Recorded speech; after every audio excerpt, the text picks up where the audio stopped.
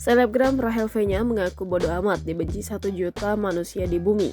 Curahan hati itu disampaikan usai ia dibully karena ikutan nonton konser Blackpink. Sebelumnya Rachel V-nya nonton konser Blackpink di hari kedua girl band Korea Selatan itu tur di Jakarta pada Minggu 12 Maret 2023. Usai unggah momen nonton Blackpink, Rachel V-nya dihujat netizen karena dianggap hanya FOMO. Terkait hal tersebut, Rachel V-nya mengunggah foto putri sematawayangnya. Ibu dua anak itu mengaku sebodo amat dibenci 1 juta orang. Terpenting, kata Rachel V-nya, putrinya selalu bangga dan memuji apapun kondisinya.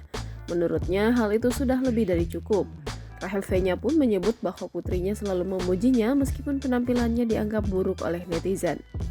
Diketahui, Rachel V-nya membagikan unggahan kebahagiaannya saat menonton konser Blackpink di Gelora Bung Karno pada Minggu 13 Maret 2023.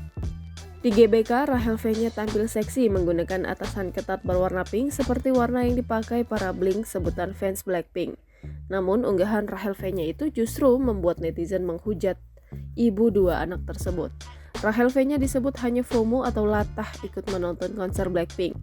Diketahui, FOMO adalah akronim dari Fear of Missing Out yang merupakan perasaan cemas yang timbul karena sesuatu yang menarik dan menyenangkan sedang terjadi, sering disebabkan karena unggahan di media sosial.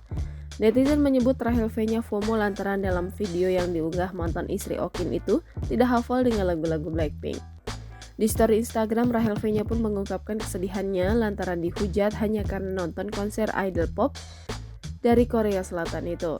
Rachel V-nya bertanya kepada penghujatnya apakah hanya kesal karena ia menonton konser Blackpink atau memang mereka membenci semua yang dilakukan Rachel V-nya. Jangan lupa subscribe, share, komen, dan like ya!